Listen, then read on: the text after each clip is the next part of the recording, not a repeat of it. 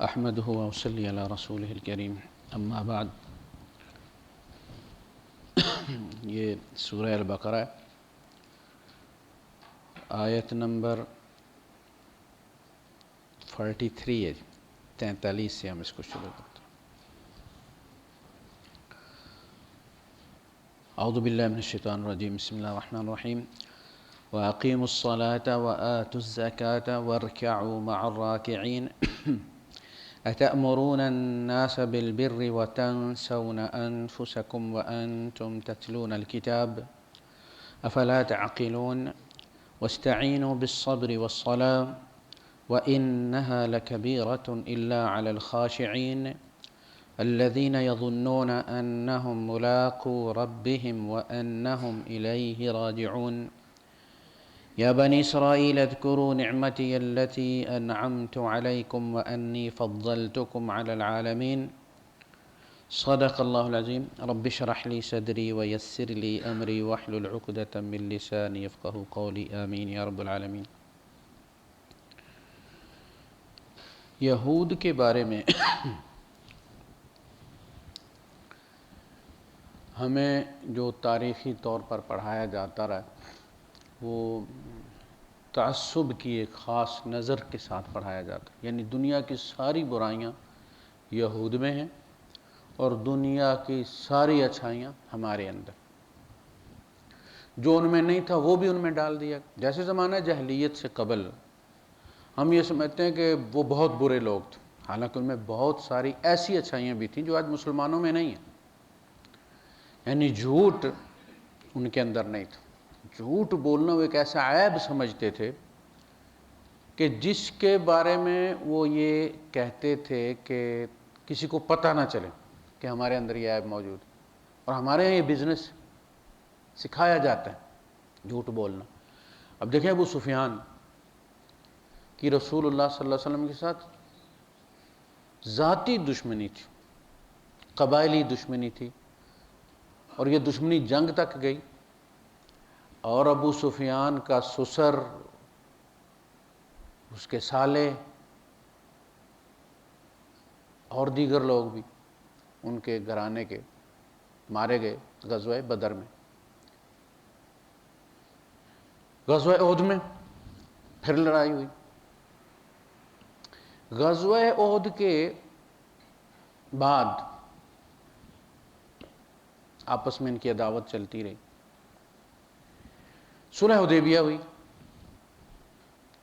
نبی کریم صلی اللہ علیہ وسلم نے صلح حدیبیہ کے بعد، یعنی جب آپ کو ایک جزیرۃ العرب کی ایک قوت تسلیم کر لیا گیا، اے فورس اور a power to reckon with, پھر آپ نے بادشاہوں کو خط لکھے، ورنہ وہ پوچھ سکتے تھے پلٹ کے کہ بھئی آپ کون ہیں۔ آپ نے بادشاہوں کو نہیں مخاطب کیا، عوام تک کی بات رکھی، اپنی دعوت۔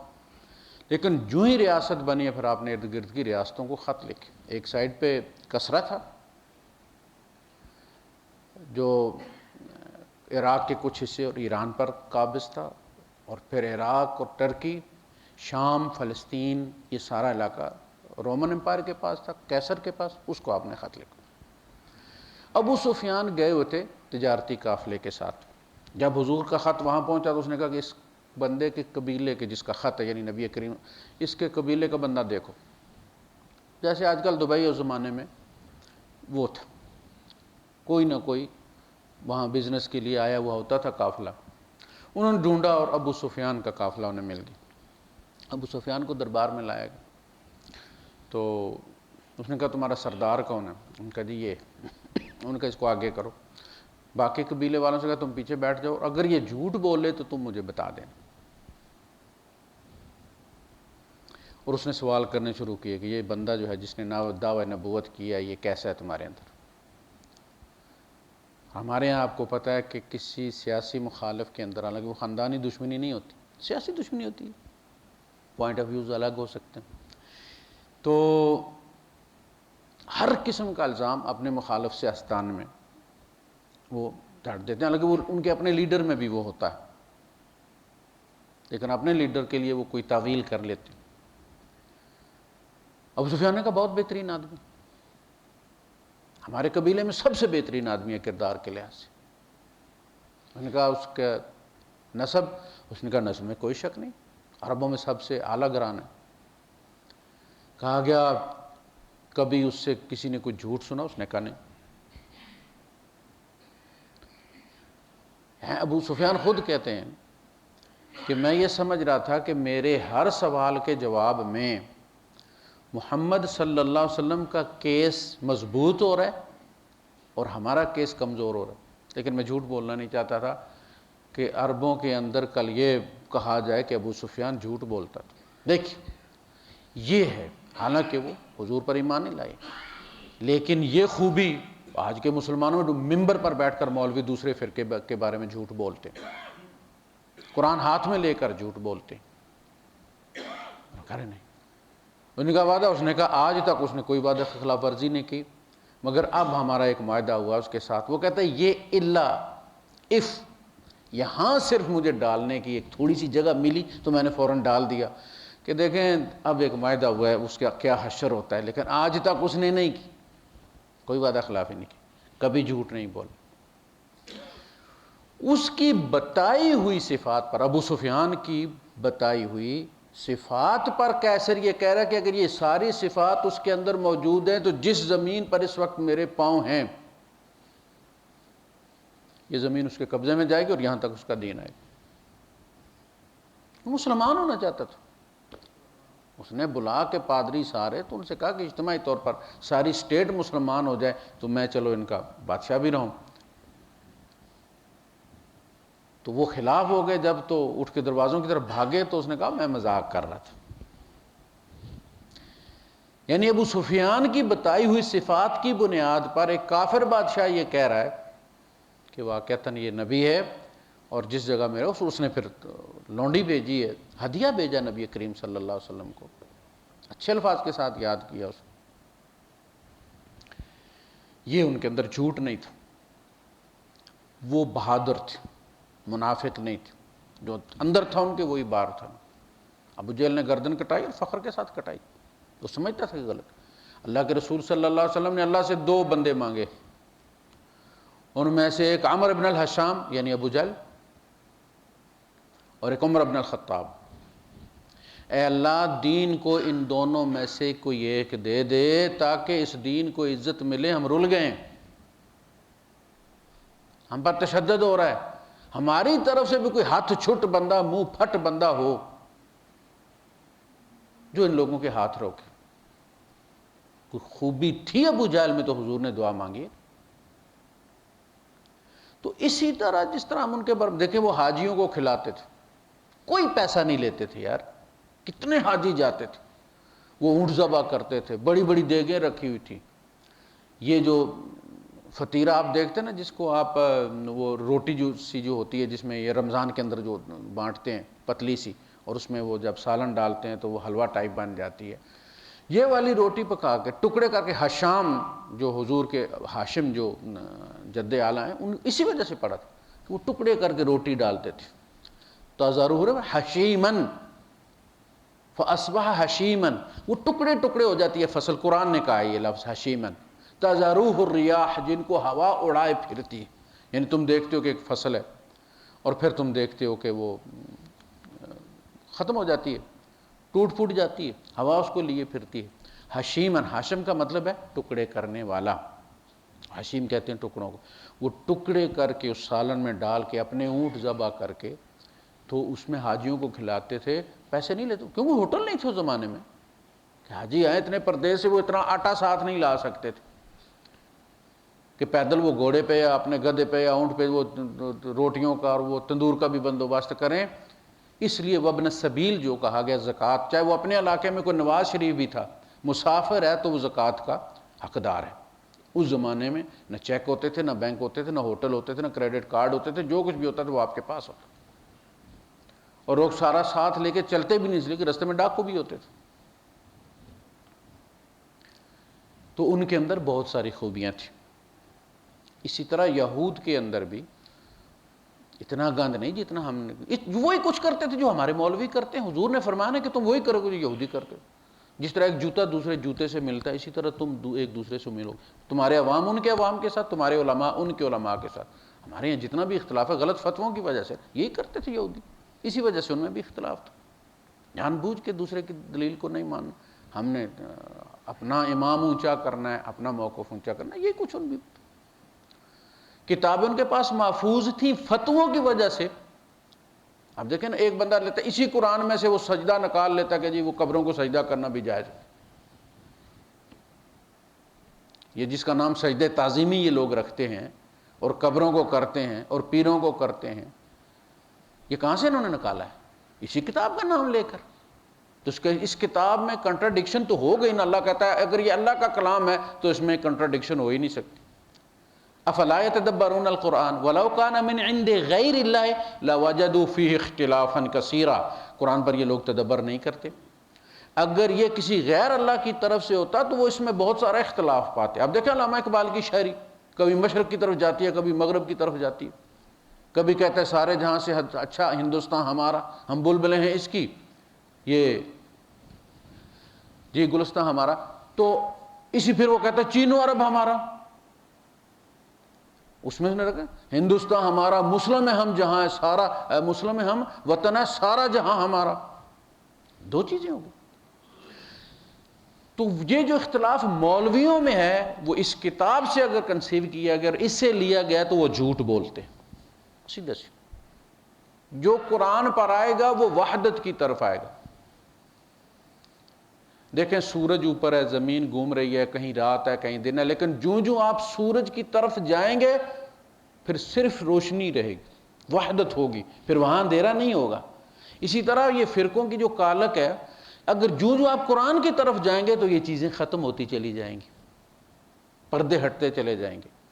تو کتاب ان کے پاس موجود تھی، شریعت اللہ پاک کہتا ہے فَاسْأَلُوا أَهْلَ الذِّكْرِ، میں نے عرض کیا تھا یا غالباً پچھلے درس میں کہ جہاں بھی قرآن حکیم میں استعمال ہوا ہے فَاسْأَلُوا أَهْلَ الذِّكْرِ، اہل کتاب کے، اہل ذکر یعنی اہل کتاب، قرآن کو بھی کہا نا اِنَّا نَحْنُ نَزَّلْنَا الذِّكْرَ وَنَحْنُ لَهُ حَافِظُونَ، تو الذکر یعنی تو فَاسْأَلُوا أَهْلَ الذِّكْرِ، قرآن حکیم میں نبی کریم صلی اللہ علیہ وسلم کو بھی کہا گیا فَاسْأَلْ الذین یقرؤون الکتاب من قبلک، اے نبی آپ ان سے پوچھ لیں جو آپ سے پہلے کتاب پڑھ رہے ہیں، کتاب موجود ہے۔ یحرفون الکلم عن مواضعہ، قرآن کہتا ہے وہ کیا کرتے تھے کہ بات کو اس کی جگہ سے ہٹا دیتے تھے، تحریف کرنا جس کو کہتے ہیں، معنوی تعریف نہیں، اللہ یوں کہہ رہا، اللہ یہ کہنا چاہتا ہے یحرفون الکلم عن مواضعہ، اپنے موقع سے ہٹا کے بات، ایک حدیث پکڑی اور اس میں سے اپنے مطلب کا نکال لیا۔ اللہ کے رسول صلی اللہ علیہ وسلم نے صحابہ سے کہا کہ میں نے الحمدللہ تمہارے اندر توحید کا ایسا پودا لگا دیا گیا کہ کم از کم شیطان اس معاملے میں مایوس ہو گیا کہ تم سے شرک کروا سکے، عبداللہ ابن مسعود سے، عبداللہ بن عمر سے، عبداللہ ابن عباس سے، اپنے ابو بکر صدیق سے، عمر فاروق، یہ ان کو کہا جا رہا ہے کہ تمہارے بارے میں مجھے اب شرک کا کوئی ڈر نہیں، میں مطمئن ہوں کہ میں نے اس کی جڑیں مار دی ہیں شرک کی تمہارے اندر، لیکن مجھے خدشہ یہ ہے کہ دنیا تم پر کھول دی جائے گی اور یہ تم کو لے ڈوبے گی، تم اس کے پیچھے چل پڑو گے جس طرح تم سے پہلوں کو لے ڈوبی، اور آپ دیکھ لیں وہ وعدہ پورا ہوا، دنیا پر کھول دی گئی اور لے ڈوبی، کباتیں جو آئی ہیں اس کے پیچھے۔ اب ہمارے لوگ حضور نے جب یہ کہہ دیا کہ مجھے تم سے کوئی شرک کا خطرہ نہیں ہے، لہذا اب شرک ہو ہی نہیں سکتا، امت محمد شرک کر ہی نہیں سکتا۔ جب حضور کہہ رہے ہیں کہ مجھے تم سے شرک کا خطرہ نہیں ہے، حضور صحابہ سے کہہ رہے ہیں، تم کو نہیں کہہ رہے، آدھے ہندو ہو تم، آدھے مسلمان ہو تم، وضع میں تم ہو نصارہ تو تمدن میں ہنود، یہ مسلمان ہیں جنہیں دیکھ کر شرمائے یہود۔ صحابہ کو کہا تو صحابہ نے نہیں کیا، دنیا ان پہ کھولی تھی، تین بر اعظم ان کے قدموں میں تھے، وہ تھے، وہ دینے والے تھے، لینے والا کوئی نہیں تھا۔ ہم تو ساری دنیا میں بھیک مانگتے پھرتے ہیں، اوپر سے لے کر نیچے تک، جو جتنا بڑا عہدیدار ہے اتنا بڑا بکاری ہے۔ اللہ نے کہا کسی مومن کے لیے یہ جائز نہیں ہے، ما کان لمؤمن ولا مؤمنۃ اذا قضى اللہ ورسولہ امرا ان یکون لهم الخیرۃ من امرہم، جب اللہ اور رسول کو فیصلہ طے کر دیں، مومن کے لیے یہ جائز ہی نہیں ہے، مومن یہ نہیں کر سکتا کہ وہ ان کی مخالفت کرے۔ لیکن مومن کرتے ہیں کہ نہیں کرتے؟ یعنی کہنے کا مقصد یہ ہے کہ اگر تم مومن ہو تو نہیں کرو گے، اور کرو گے تو مومن نہیں ہو. بڑی واضح بات ہے. اللہ نے قتل سے منع کیا وَلَا تَقْتُلُوا أَنفُسَكُمْ، تو اس کا مطلب یہ ہے کہ مومن قتل کوئی نہیں کرتے. سب سے زیادہ قتل کرتے ہیں رمضان میں قتل کرتے ہیں، حرمت والے مہینوں میں کرتے ہیں. حرمت والے مہینوں میں تو کافر بھی نہیں کیا کرتے تھے قبل اسلام. تم وہ 4 مہینے بھی نہیں چھوڑتے، رمضان میں صبح و شام تم مارتے ہو بندے. پھر بھی کہتے ہو کہ جی وہ حضور نے کہا تھا کہ میری امت نہیں کہا تھا، صحابہ سے کہا تھا کہ تمہارے بارے میں یہ نہیں کہا تھا کہ وہ انڈیا پاکستان والوں کو اور بنگلہ دیش والوں کے بارے میں کالا جادو کرتے. عورتیں ننگی جا کے قبروں پر نہ آتی ہیں، چھاتیوں پر تعویذ لکھواتی ہیں پیروں سے. پھر بھی تم کہتے ہو کہ تم شرک نہیں کرتے، اور تو ہر کام کرتے. تو جو وہ تحریف کرتے تھے، تحریف ہم بھی کرتے ہیں، ہمارے مولوی بھی کرتے ہیں. یہ تھا جرم ان کا. باقی کتاب موجود تھی، آپ دیکھیں سورہ مائدہ میں اللہ پاک فرماتے ہیں وہ جب آئے کرنے کے لیے، اللہ پاک نے فرمایا اکالون للسحت، یہ سحت کھاتے. ان کے علماء پیسہ لے کے فتویٰ بدلی کر دیتے. پیسہ دو، اپنی مرضی کا فتویٰ لے لو ان سے. وہ جو فتوے کے بدلے لیتے تھے اس کو سحت کہا ہے. اکالون للسحت. سحت وہ ہوتا ہے کہ جو جب حلال ہو یعنی زندہ ہو تو بھی حلال نہ ہو. دیکھیں گائے ہے نا، وہ زندہ ہو تو حلال ہے، بکری ہے، اونٹ ہے. مر جائے تو حرام ہے نا. مگر خنزیر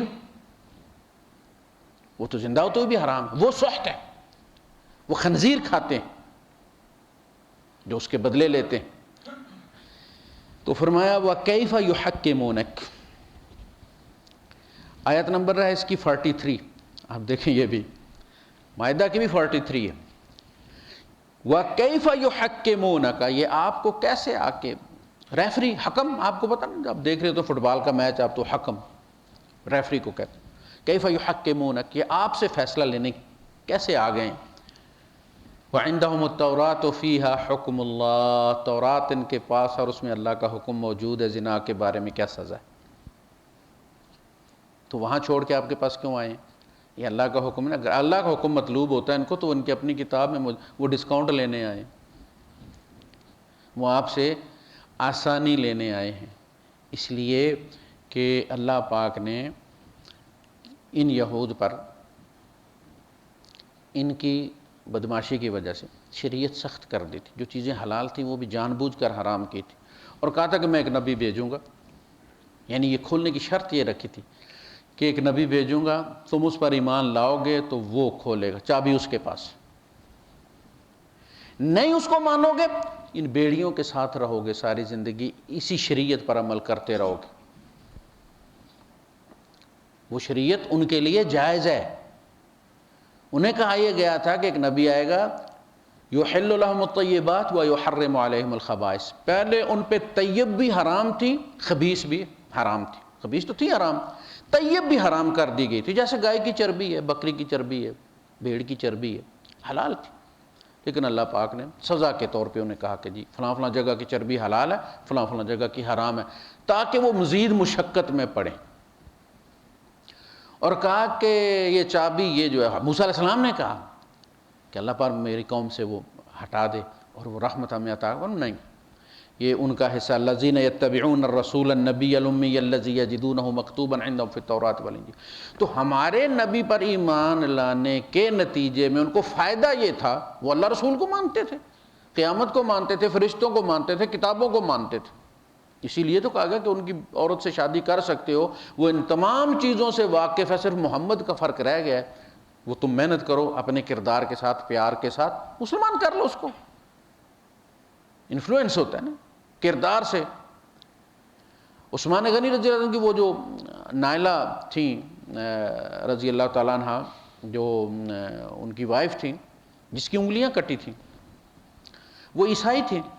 ان کے ساتھ حضرت عثمان غنی رضی اللہ عنہ نے شادی کی. وہ عیسائی تھی. شادی کے بعد حضرت عائشہ صدیقہ رضی اللہ تعالیٰ عنہا کے ہاتھ پر ایمان لائی. تو ان کی عورت سے شادی کرو اور اپنے کردار سے، یعنی ان میں اور ہم میں فرق یہ نہیں کہ وہ قیامت کو نہیں مانتے، اللہ کو نہیں مانتے، رسول کو نہیں مانتے، حشر نشر کو نہیں مانتے، جنت سب چیزیں وہ مانتے ہیں، ایک وہ ہمارے پیغمبر کو رسول نہیں مانتے. وہ تم اپنے کردار سے منوا لو، ایک ہی چیز ہے نا. اس لیے کہا کہ ان کے ساتھ تم شادی کر سکتے. ہم کیا کرتے ہیں، ایک فلپینو پکڑی، نکاح کرنے کے لیے مسلمان کر لی، اس کو پتہ ہی نہیں اسلام کا. بائی دا وے اس نے کرنا تھا، مسلمان ہو گئی وہ آپ سے شادی کرنے کے لیے. تو اب اپنے کردار سے آپ اس کو مسلمان کریں نا. وہ جو نبی کریم صلی اللہ علیہ وسلم نے اپنے ازواج کے ساتھ تعلق رکھا تھا وہ تعلق رکھے نا. یہ نماز ہی نہیں پڑھتا، خود شرابی ہے، وہ بیچاری پھر کوئی 4 نمازیں پڑھ لیتی ہے، یہ نماز کے قریب بھی نہیں جاتا، کوئی تکلیف نہیں چل رہا. ایک آدھ بچہ ہو گیا، اب ان کا دل بھر گیا، برادری نے پریشر ڈالا. پیچھے وہ جو چچا زاد بیٹھی ہوئی تھی جس کے ساتھ منگنی ہوئی تھی، اب چونکہ انہوں نے تو یہاں موج کرنے کے لیے کی تھی نا، فار دا ٹائم بینگ، اصلی تو وہ تھی. لہٰذا اب کہتے ہیں جی وہ قاری صاحب میں اس کو بڑا کہتا ہوں پردہ نہیں کرتی، وہ جی 2 نمازیں پڑھتی ہے، 3 نہیں پڑھتی، 3 پڑھتی ہے، 2 نہیں پڑھتی. آپ مسجد سے نہیں اٹھتے، آپ خود نہیں پڑھتے. میں نے کہا بھائی آپ سیدھا کرو، دل بھر گیا ہے، خدا کو اپنا مورچہ نہ بنا. اللہ پاک نے قرآن میں کہا ہے وَلَا تَجْعَلُوا اللَّهَ عُرْضَةً لِإِيمَانِكُمْ، اللہ کو مورچہ بنا کے قسمیں نہ کھاؤ کہ میں نے جی قسم کھائی ہے کہ بھائی کے ساتھ نہیں ملوں گا جی، اس سے بات نہیں کروں گا جی. اللہ نے کہا نا، میں نے حکم دیا ہے صلہ رحمی کا، تو میرے مورچے میں بیٹھ کے میری قسم کو وجہ بنا کے رشتہ داریاں توڑنا چاہتا ہے، تو یہ سیاست میرے ساتھ کرنا چاہتے ہو. میں نے کہا بھائی یہ اللہ کے ساتھ سیاست نہیں چلتی. سیدھا کہو کہ دل بھر گیا ہے، اب جان چھڑانی ہے، کیوں اس بیچاری کو تم، وہ جائے گی تو پلٹ کے، اب پہلے اہل کتاب تھی اب مرتد بھی ہو جائے گی ساتھ تمہارے مسلمان بنانے کے بعد. مسلمان وہ تمہارے ساتھ نکاح کرنے کے لیے ہوئی تھی، تم نے نکاح کرنے کے لیے اس کو کیا تھا، دونوں کا مقصد اسلام تو تھا نہیں، ایک دوسرے کو دھوکہ دے رہے تھے تم لوگ. تو فرمایا فیہا وَكَيْفَ يُحَكِّمُونَكَ وَعِنْدَهُمُ التَّوْرَاةُ فِيهَا حُكْمُ اللَّهِ ثُمَّ يَتَوَلَّوْنَ مِن بَعْدِ ذَلِكَ، اس حکم سے پھر یہ پیٹھ موڑ رہے ہیں. وَمَا أُولَئِكَ بِالْمُؤْمِنِينَ، اصل مسئلہ یہ ہے کہ یہ مومن ہیں ہی نہیں، اپنی کتاب کے مومن بھی نہیں ہیں. آپ کی کتاب پر انہوں نے کیا ایمان لانا ہے؟ دیکھیں یہ جتنے بھی برے ہیں نا، کوئی مذہب برائی نہیں سکھاتا، یہ سارے اپنے اپنے مذہب کے باغی ہیں. ایک شرابی مسلمان، ایک شرابی ہندو، ایک شرابی عیسائی، ایک شرابی یہودی، ان کا کوئی مذہب نہیں ہے، وہ سارے باغی ہیں اپنے مذہب کے. کسی شرابی ہندو کو تانا نہیں دیا جا سکے تمہارا مذہب برا ہے، ان کے یہاں بھی شراب بری چیز ہے. ویلنٹائن ڈے پر سب سے زیادہ مظاہرے جو ہے وہ ہندو کرتے ہیں ہندوستان میں، کہ یہ ہمارا کلچر نہیں ہے. وہ بڑے بڑے مجمعوں پر حملہ کر دیتے ہیں ویلنٹائن والے دن. کوئی گندی فلم آتی ہے فوج، تو سب سے زیادہ جو ہے وہ مظاہرے ہندو کرتے ہیں، بھاجپا کرتی ہے، RSS کرتی ہے. ان کا کلچر بھی ہمارے والا شرم و حیا والا ہے، کوئی مذہب برائی نہیں سکھاتا، باغی یہ کام کرتے ہیں. اسی طرح ان کے یہاں بھی یہی تھا کہ ان کی کتاب برائی نہیں سکھاتی، وہ مومن نہیں ہوتے. آپ اگر چاہتے کوئی بندہ مومن بنے تو آپ ایک ہندو سے سب سے پہلی ڈوز یہ ہے کہ تو بھائی اچھا ہندو بن میرے بھائی، اپنے وید پڑھ، اپنے پران پڑھ، اپنی کتاب پڑھ، جو وہ کہتی ہے اس پر عمل کر. یہ زیادہ ایزی وے اور شارٹ کٹ ہے بجائے اس کے کہ آپ اسے کہیں گے میرا قرآن پڑھ. اسے کہے تو اپنے وید، یہی ذاکر نائک کرتا نا کہ بھائی میں کسی کو نہیں کہتا مسلمان ہو جاؤ، میں کسی کو نہیں کہتا، لیکن اگر تمہاری اپنی کتاب تمہیں کہتی ہے کہ مسلمان ہو جاؤ تو اس میں میرا کیا قصور؟ تمہارے پرانوں کی آیت نمبر فلاں فلاں فلاں، تمہارے ویدوں کی آیت نمبر فلاں فلاں فلاں فلاں دیکھو. یعنی اچھے ہندو بنو، اپنی کتاب پڑھو، وہ کتاب تمہیں لا کے قرآن کے ہاتھ میں تمہارا ہاتھ دے دے گی. ایک عیسائی سے کہیں کہ بھائی اچھے عیسائی بنو، اپنی کتاب کی طرف پلٹو، دیکھو تمہاری کتاب کے اندر جو خدا کے قریب آئے گا وہ ادھر بھی آئے گا. باقی کسی ایک شرابی مسلمان کسی کام کا نہیں، ایک شرابی ہندو کسی کے کام کا. وہ مسلمان ہو بھی جائے تو کسی کام یہاں بھی آ کے اس نے پینی ہے، بسم اللہ کر کے پیے گا. تو اچھا بندہ وہی ہوگا جو اپنے مذہب میں مذہب کے کلوز ہوگا. وہ جو بھاجپا کی جو جنرل سیکرٹری ایمان لائی تھی وہ کیا تھی؟ وہ ایکسٹریمسٹ تھی نا، مسلمان ہو گئی۔ ان ایکسٹریمسٹوں کو مسلمان کرنا زیادہ آسان ہے، اس لیے کہ ان کا اپنا لٹریچر ان کے سامنے، سادھوؤں نے آ کے کلمہ پڑھا اسٹیج پر کہ نہیں ذاکر نائک کے سامنے، کیوں تکلیف ہوئی انہیں، کیوں بین لگایا انہیں؟ وجہ یہ تکلیف تھی انہیں۔ اسی طرح ہمارے ہاں دیکھیں، آپ اصلی احادیث نکال کے ان کے سامنے رکھیں، اعتراض والی پر آپ اعتراض کریں کہ قرآن اس کو نہیں مانتا، فوراً آپ پر جو توہین مذہب کا لگا دیں گے فتویٰ، اور مظاہرے کر کے تھانے کا گھیراؤ کر کے FIR کروا دیں گے۔ آپ کو کوئی وکیل نہیں کرنے دیں گے، جو آپ کا وکیل بنے گا اس کو مار دیں گے۔ یہ عدل ہے بھائی، اگر تمہارا قانون اتنا کمپلیٹ ہے کہ اس قانون کی مخالفت پر تم گورنر مار دیتے ہو، تمہیں اتنا اعتماد ہے، تم اس کو اللہ کا قانون کہہ رہے ہو بجائے پاکستان کے قانون کے، اتنا جامع ہے تو اس پر مقدمہ چلنے کیوں نہیں دیتے ہو بدبختو؟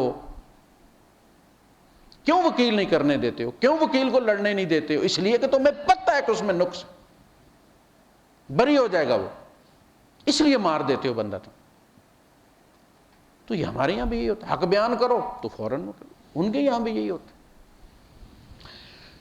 انا انزلنا التوراۃ، ہم نے تورات نازل کی ہے، اللہ قرآن، فیہا ہدن، اس میں ہدایت ہے، اس میں فرمایا ہدن للمتقین، اس میں بھی ہدن ونور، اس میں بھی نور ہے۔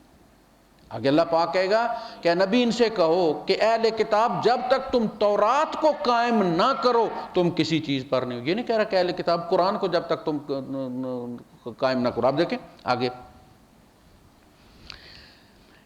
یحکم بہا النبیون الذین اسلموا، اسی کتاب پر فیصلے کرتے رہے ہیں نبی جو مسلمان تھے، یہ مسلمان نہیں، الذین اسلموا۔ اچھا، للذین ہادوا، یہودیوں کے بھی، والربانیون والاحبار، ربی عیسائیوں کے، احبار عیسائیوں کے، اور ان کے یہودیوں کے ربی، بما استحفظوا من کتاب اللہ، اس لیے کہ ان سے کہا گیا تھا کہ اللہ کی کتاب کی حفاظت کریں۔ فلا تخشوا الناس واخشونی، لوگوں سے نہ ڈرو، مجھ سے ڈرو، ولا تشتروا بآیاتی ثمنا قلیلا، نہ ڈر کی وجہ سے فتویٰ تبدیل کرو، نہ مول لے کر فتویٰ تبدیل کرو، ولا تشتروا بآیاتی ثمنا قلیلا ومن لم يحکم بما انزل اللہ فاولئک هم الکافرون، تو جو فیصلہ نہ کرے اس کے مطابق جو اللہ نے نازل کیا تو وہ لوگ کافر ہیں۔ یعنی اگر یہودی تورات کے مطابق فیصلہ نہ کریں تو وہ تورات کے کافر ہیں، عیسائی انجیل کے مطابق فیصلہ نہ کریں تو وہ انجیل کے کافر ہیں، مسلمان قرآن کے مطابق فیصلہ نہ کریں تو وہ قرآن کے کافر ہیں۔ اگر وہ تورات کے مطابق فیصلہ کرتے ہیں تو وہ اللہ کا حکم ہے، وہ انجیل کے مطابق فیصلہ کرتے ہیں وہ بھی اللہ، اگلی آیت میں اللہ پاک فرماتا ہے فی ہدن و نور، اس میں بھی ہدن اور نور ہے، اس میں ہدایت اور اس میں بھی نور۔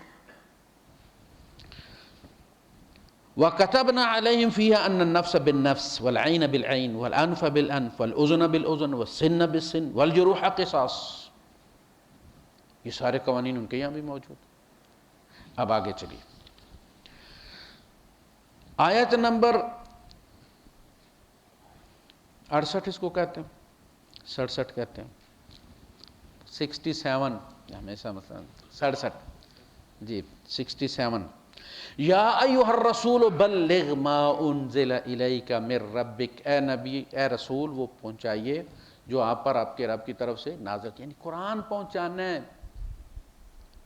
قرآن پہنچانا ہے، اور ہم قرآن ہی نہیں پہنچاتے، ہم اس میں سے اپنے مسلک کو شید کرتے ہیں، اپنے فرقے کی پروموشن کرتے ہیں۔ ساری زندگی خطبے دے گا ایک مولوی، مدرسے سے نکلے گا سب سے پہلے مسجد ڈھونڈے گا، وہ مسجد فرقے کے نام پر رجسٹر ہوگی، ساری زندگی فرقے کی پروموشن ہوگی، سر بکف سر بلند دیوبند دیوبند، کچھ بھی ہے بس اسی کو اپنے اکابر کی سوانح عمریاں بیان کرنی ہیں، انہی کو ولی اللہ، انہی کو کتب، انہی کو غوث ثابت کرنا ہے، ساری زندگی اسی میں گزر جاتی ہے۔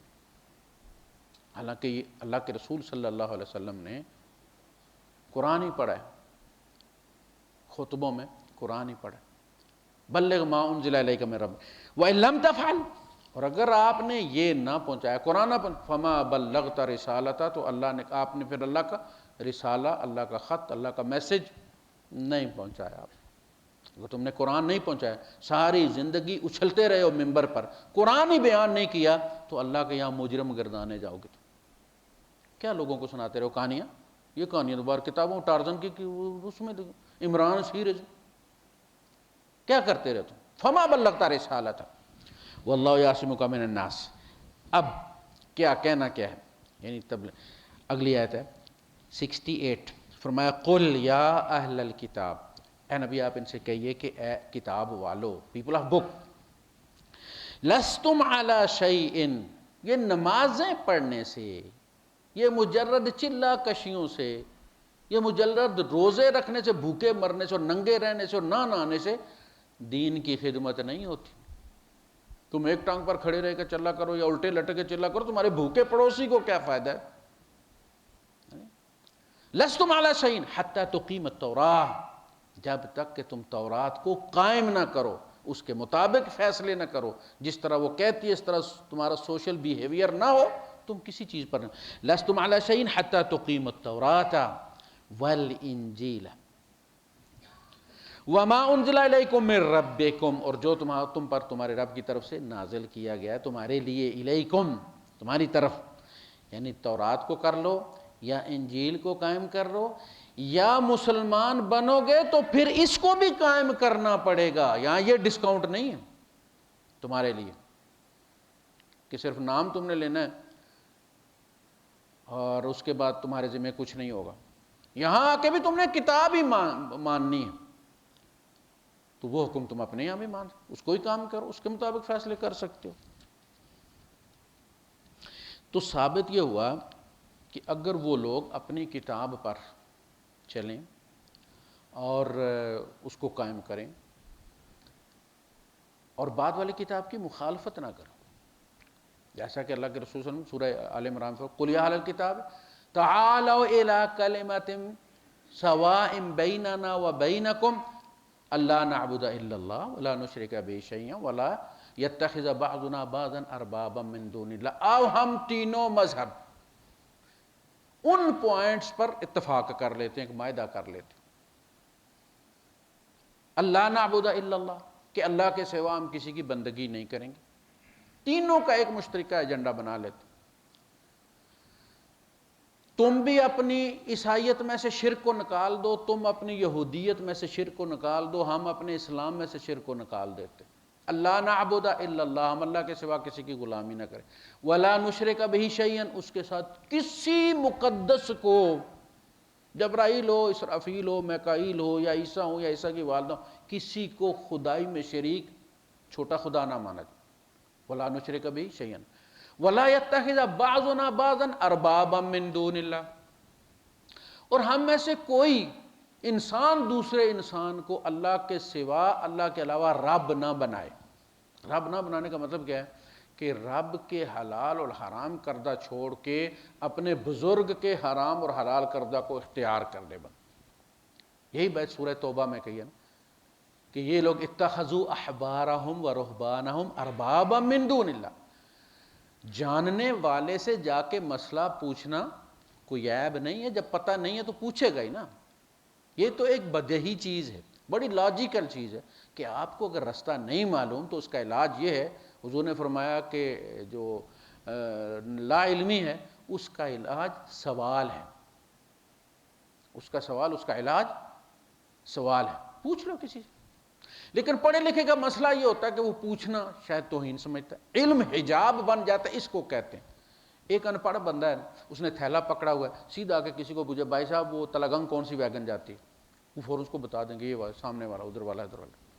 پڑھا لکھا آدمی کیا کرے گا؟ ہر ویگن کے آگے جا کے اس کا بورڈ پڑھے گا، وہ ادھر گھنٹہ لگا دے گا ویگنیں پڑھ کے بورڈ ان کی، تو وہ سوکھا رہے گا نا جس نے کسی سے پوچھ لیا۔ پوچھ لینے میں کوئی حرج نہیں ہے، اس کی ترغیب دی گئی ہے، لیکن جس سے تم پوچھ رہے ہو نا اس کو بندہ ہی سمجھو، غلطی کا امکان سمجھو، اس کو خدا مت بنا لو، رب مت بنا لو کہ جو یہ کہتا ہے اس کے خلاف ہو ہی نہیں سکتا۔ دیکھیں صحابہ میں بھی اختلاف ہوئے لیکن نفرت نہیں تھی، کیونکہ وہ ایک دوسرے کو خدا نہیں سمجھتے، بڑی غلطی ہو سکتی۔ بات میں ان کے اختلاف، عبداللہ بن عمر رضی اللہ تعالیٰ عنہ سے کسی نے پوچھا کہ آپ جب اکیلے نماز پڑھتے ہیں، 4 رکعت پڑھتے ہیں منی میں، لیکن جب عثمان غنی کے پیچھے پڑھتے ہیں 2 رکعت پڑھتے ہیں، ہم لوگ بھی قصر پڑھتے ہیں نا وہاں مینا میں عرفات میں۔ انہوں نے کہا کہ میں 4 اس لیے پڑھتا ہوں کہ میں نے رسول اللہ صلی اللہ علیہ وسلم کو 4 پڑھتے دیکھا مینا میں، 2 پڑھتے دیکھا، اس لیے میں 2 پڑھتا ہوں۔ عثمان غنی کے پیچھے میں 4 اس لیے پڑھتا ہوں کہ وہ مجھ سے بڑے فقی ہیں، ان کے پاس کوئی نہ کوئی ویلڈ ریزن ہوگی۔ دیکھیں یہ حسن ظن، آپ 2 کیوں پڑھتے ہیں اور ان کے پیچھے 4 کیوں پڑھتے ہیں؟ لڑ جانا چاہیے نا، الگ نماز پڑھنی چاہیے جیسے آج کل لوگ کرتے ہیں۔ کہا بھائی میں 2 اس لیے پڑھتا ہوں کہ میں نے رسول اللہ صلی اللہ علیہ وسلم کو مینا میں بھی عرفات میں بھی 2 پڑھتے دیکھا، قصر کرتا ہوں۔ لیکن یہ جب امیر لشکر ہوتے ہیں، امیر حج ہوتے ہیں، تو میں ان کے پیچھے 4 اس لیے پڑھتا ہوں کہ یہ مجھ سے بڑے فقی ہیں، عمر میں بڑے ہیں، نبی کے ساتھ صحبت بہت زیادہ ہے، میں تو بچہ تھا جب، تو ان کی کوئی ویلڈ وجہ ہوگی، ورنہ انہوں نے نماز اپنی خراب کرنی ہے۔ اس لیے میں کہتا ہوں کہ سارے ائمہ جو ہیں وہ کسی کو گمراہ کرنے نہیں آئے تھے، ان کے پاس ویلڈ ریزن۔ وہ اگر آپ کو کہتے ہیں کہ آپ اگر سنت پڑھ رہے ہیں، وہ آ کے آپ کا ماتھا پیٹھ آ کے تھپکا پا دیں شانے کو اور پیچھے کھڑے ہو جاتے ہیں اپنی جماعت کے لیے، تو اب آپ کو نماز توڑ کے ان کو یہ بتانے کی ضرورت نہیں کہ یا اخی انا صلی سنہ شو انت، کوئی ضرورت۔ آپ اللہ اکبر اونچا کرنا شروع کر دیے، آپ کی سنتیں ہو جائیں گی، ان کے فرض ہو جائیں گے۔ ان کے امام کے نزدیک وہ بندے، امام کی نیت اور مقتدی کی نیت ایک ہونے کی ضرورت، وہ اپنی نماز جو پڑھ رہا ہے وہ اپنے نفل پڑھتا رہے، تم اس کا اتباع کرتے رہو، اپنی فرضوں کی نیت سے تمہارے فرض ہو جائیں گے۔ وہ بھی وہی فاتحہ پڑھ رہا ہے، یار نفلوں میں کوئی اور فاتحہ تو نہیں ہوتی نا، کوئی اور رکوع میں تسبیح تو نہیں ہوتی نا، وہی تسبیح ہے نفلوں میں بھی فرضوں میں بھی۔ نیت کا فرق کہتا ہے انما الاعمال بالنیات، تمہاری نفل فرضوں کی نیت تھی، تمہارے فرض ہو گئے، اس کی نفلوں کی نیت سے اس کے نفل ہو گئے۔ تو جب پوچھا گیا، جب وہ آئے تھے بلوائی نا، تو انہوں نے ایک الزام ان پر یہ بھی لگا، تم نے نیا فرقہ نکالا ہے، تم نبی کی مخالفت کرتے ہو، نبی وہاں 2 پڑھتے تھے، تم 4 نماز پڑھاتے رہے ہو وہاں پر۔ تو آپ نے کوٹھے پہ چھت کے اوپر کھڑے ہو کر کہا کہ میں وہاں، نبی کریم صلی اللہ علیہ وسلم نے وہاں 2 اس لیے پڑھی ہیں کہ اللہ کے رسول نے وہاں اقامت اختیار نہیں کی تھی، اپنا گھر کلیم نہیں کیا تھا، خیمہ لگایا تھا، مدنی بن کر حج کیا تھا، مسافر کی حیثیت سے حج کیا تھا آپ نے، لہٰذا آپ پر قصر واجب تھی۔ میں نے مکے میں شادی کر لیا، میں نے مکے میں گھر بنا لیا، میری جائیداد ہے، وہ میں وہاں کا مقیم ہوں، لہٰذا میری پوری ویلڈ ریزن سے۔ تو ان میں نہ تو بدگمانی تھی دوسرے کے بارے میں، ہمارے یہاں سب سے پہلے یہ ذرا سی بات ہوتی ہے، اور زندیق ہے، یہ ملحد ہو گیا ہے، یہ اللہ کا دین کا دشمن ہے، یہ فلاں ہو گیا فلاں ہو گیا۔ اصل مسئلہ اختلاف نہیں، اصل مسئلہ اگر اختلاف عداوت ڈالے تو پھر وہ افتراق بن جاتا ہے، اس کی مذمت کی گئی ہے کہ فرقے مت بنو، اختلاف تو رحمت ہے۔ جی، وآخر دعوانا الحمدللہ رب العالمین۔